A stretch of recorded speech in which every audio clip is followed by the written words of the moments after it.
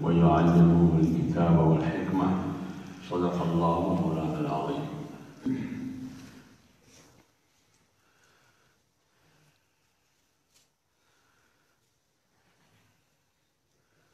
میرے محترم اساتذہ اکرام،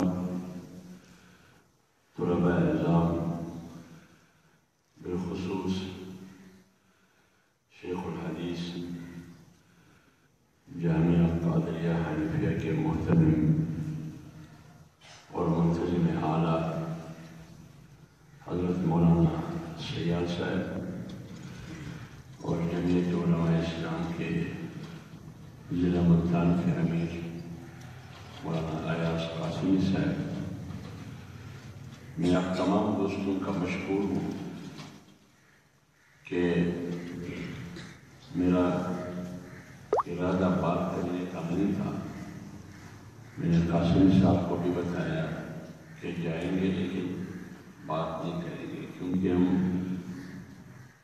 تھکے ہوئے ہیں، تو آرام کو بھی دل چاہتا ہے کہ تھوڑی سی آرام ہو، لیکن ساتھیوں کا اصرار ہے، ان کی شفقت ہے. لیکن یہ بات کرنا کہ ان کی محبت اور عقیدت اور اعلیٰ ضروری ہے کہ حافظ صاحب ہمیں نصیحت کریں گے، لیکن بات یہ نہیں ہے.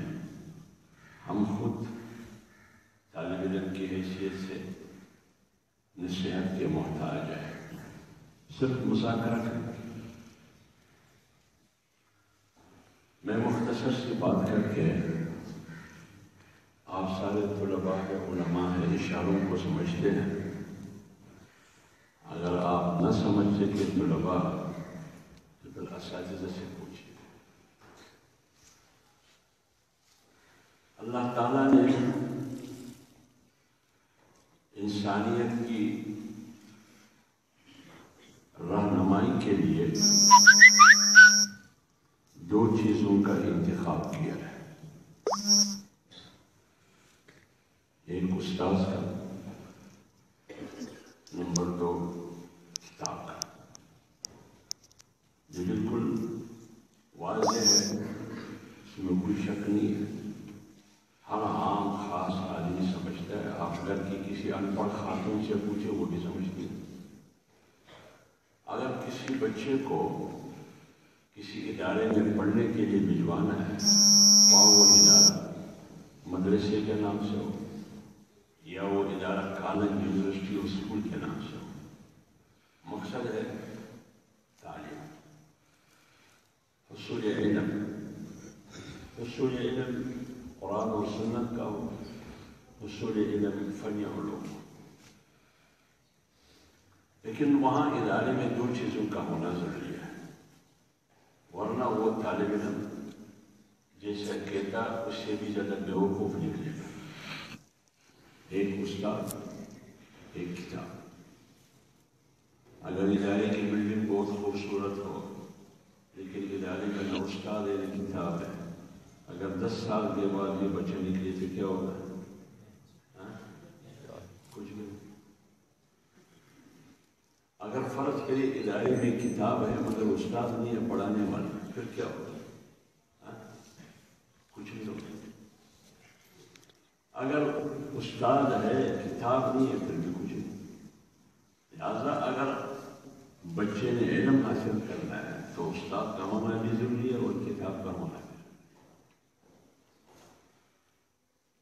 اب دنیا کی چار دیواری کو آپ ایک ادارہ سمجھیں، اور اس دنیا کے چار دیواری میں 7.5 ارب انسان ہیں. اس سے پہلے کم تھے، جناب رسول اللہ صلی اللہ علیہ وسلم کے زمانے میں کم تھے، جن وجہ اس میں اضافہ ہو رہا ہے.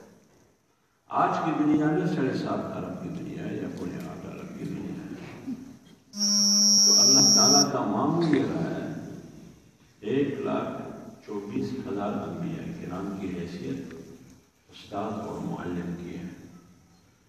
لیکن وہ نبی قوم کی اصلاح کے لیے ہو یا انسانیت کی اصلاح کے لیے ہو، اس کے ساتھ آسمانی ہدایت ضرور ہے. اس کے وجہ سے آخری نبی جناب رسول اللہ صلی اللہ علیہ وسلم قیامت تک آخری نبی ہے. وہ بحیثیت معلم اور استاد کی کتاب قرآن کے سبق۔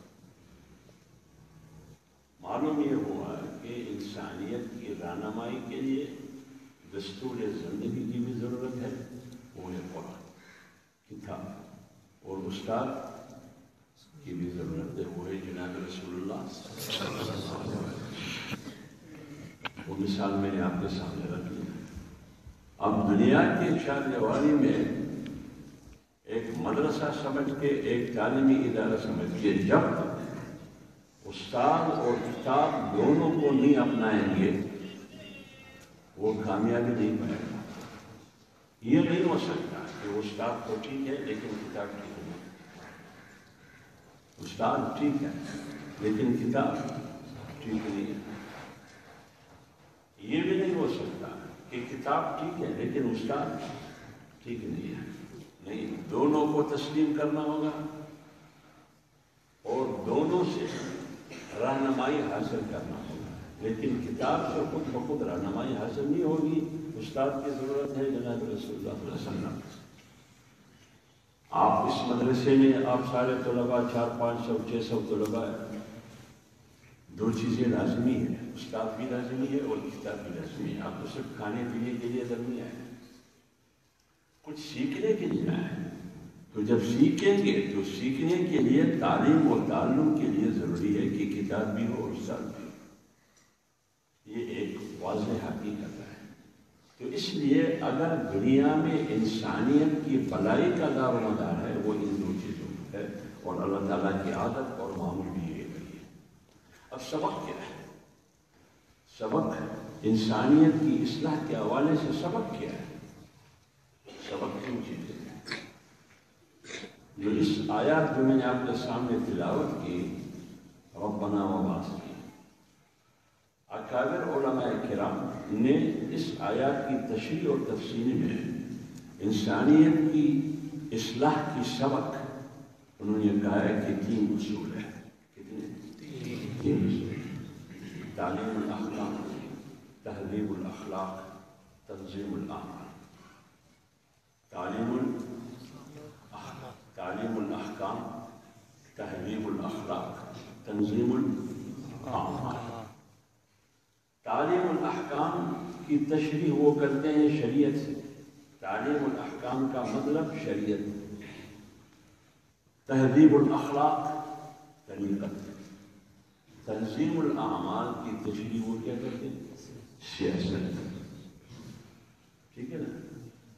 اب یہ بات کرنا کہ شریعت تو ٹھیک ہے، یعنی تعلیم الاحکام تو ٹھیک ہے، یہ بات کرنا کہ طریقت، تصوف، اخلاق یہ بھی ٹھیک ہے، لیکن سیاست میں قدم نہیں رکھنا۔ لیکن دعویٰ کس چیز کا ہے؟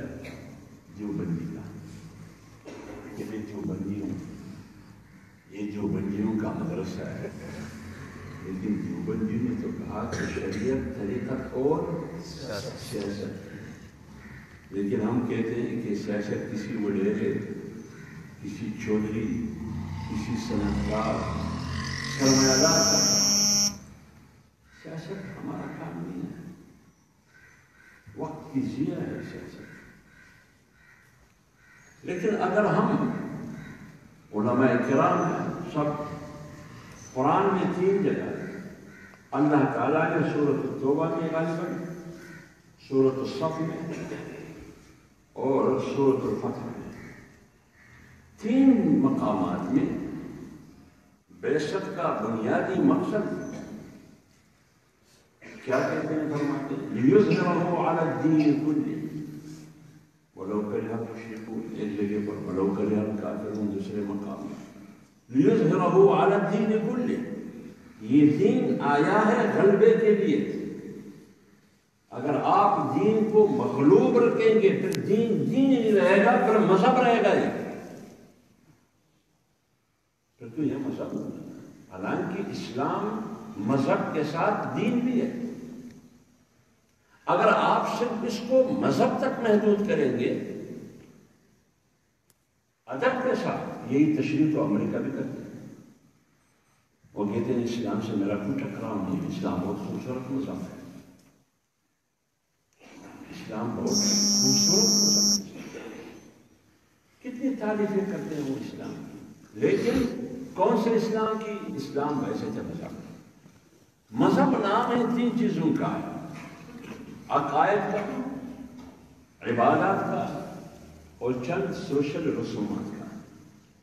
معاشرے کے جو رسومات ہے، نکاح کس طرح کرنی ہے، ولیمہ کی شکل کیا ہوگی، عقیقہ کی شکل کیا ہوگی،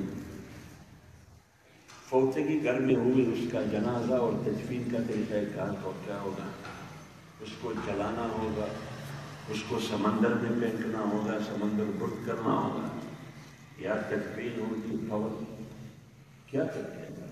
یہ 3-4 چیزیں عبادت ہیں۔ اگر ہم انسانیت کی اصلاح محدود کریں گے، یعنی اسلام کو اور دین کو صرف عبادات، چند رسومات اور عقائد تک، پھر یہ مذہب ہے، یہ دین نہیں ہے۔ حالانکہ اسلام مذہب کے ساتھ دین بھی ہے۔ تو جب اسلام دین بھی ہے تو پھر سیاست بھی ہے، پھر سیاست بھی ہے۔ کیوں؟ کیا اسلام جامعے کی نظام، اجتماعی نظام کی اصلاح کے لیے ہے یا نہیں ہے، یا صرف فرد کی اصلاح کے لیے؟ جامعے کی نظام کی اصلاح کے لیے، صرف فرد کے لیے نہیں ہے، کیونکہ یہ تصور ان لوگوں کا ہے کہ اسلام کا تعلق انسان کی ذاتی زندگی سے ہے، مذہب کا تعلق انسان کی فردی اور شخصی زندگی سے ہے، مذہب کا تعلق سیاست سے کیا ہے، عدالت سے کیا ہے، ریاست سے کیا ہے، حکومت سے کیا ہے، اس کا اسے کیا تعلق ہے؟ اگر آپ اس کو مدینے کی ریاست کی مثال دیتے ہیں، خلفائے راشدین کی مثال دیتے ہیں، کہتے ہیں وہ ایک تاریخ ہے، ایک حادثہ ہے، وہ دین نہیں ہے، تو پھر یہ کس کا تصور ہے؟ اس لیے تو جب ضرورت ہے رہنمائی کے لیے استاد اور کتاب کی، اب اس کتاب میں انسانیت کی اصلاح کے حوالے سے کتنے اصول بتائے؟ 3: تعلیم الاحکام شریعت، تعلیم الاخلاق طریقت، تنظیم الاعمال سیاست۔ شریعت نام ہے شرع عام کا، اہدنا الصراط المستقیم، وہ راستہ بتایا۔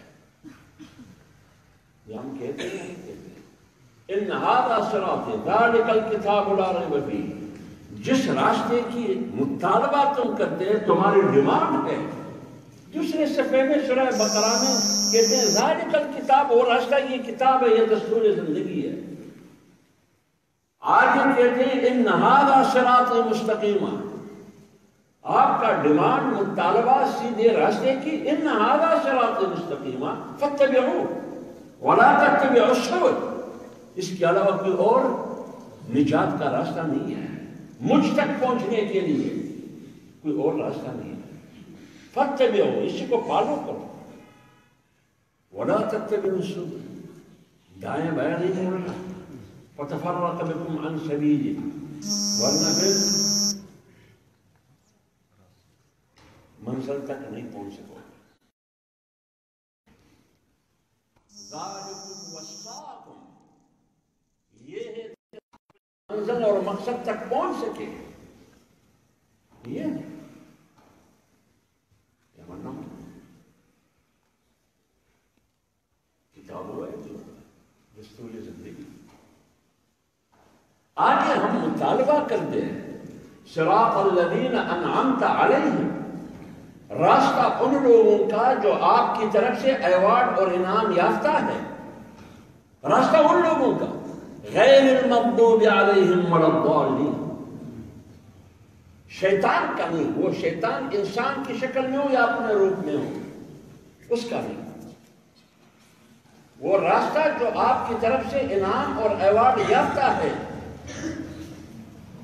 اللہ فرماتے ہیں اولئک الذین انعم اللہ، جو میری طرف سے انعام یافتہ اور ایوارڈ یافتہ ہے، جو قابل ہے اس کا کہ رہنمائی کرے اور آپ اسی کو فالو کریں، اسی راستے کو، وہ 4 قسم کے لوگ ہیں، من النبیین والصدیقین والشہداء والصالحین کتنے لوگ ہو گئے؟ کہیں صنعتکار نظر آ رہے ہیں؟ کہیں صنعتکار جاگیردار زمیندار سرمایہ دار ہے؟ نہیں.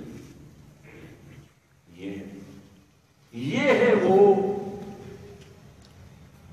جس راستے کی ڈیمانڈ ہے آپ کا، اس راستے پر چلنے کے لیے دستور راڈیکل کتاب ہے، اور اس کے نمونے یہ 4 قسم کے لوگ ہیں. تو لہٰذا شریعت کا مطلب راستہ. منزل تک پہنچنے کے لیے راستے کا ہونا ضروری ہے. ابھی ہم راستے میں آ رہے تھے، راستہ بند، 2-3-4 ٹریکٹر پڑے، راستہ تبدیل کر کے کسی اور راستے سے آئے. اگر یہ راستہ نہ ہوتا تو ہمیں نہ پہنچ سکتے. تو راستہ ضروری ہے، اور راستے کا کھلا ہونا بھی ضروری ہے. اگر راستہ ہو لیکن بند ہو کر بھی نہیں آ سکتے، لیکن راستہ ہو اور کھلا نہ ہو تو راستے کا کھولنا ضروری ہے یا نہیں ضروری ہے؟ ضروری ہے. اس کھولنے کی عمل کو سیاست کہا ہے. اس لیے ہماری سیاست میں غرق زندہ آباد مرد آباد دینا ہے. تو اس لیے شریعت، طریقت اور سیاست بالفاظ دیگر تعلیم الاحکام، تہذیب الاخلاق، تنظیم یہ ہے بنیادی 3 اصول.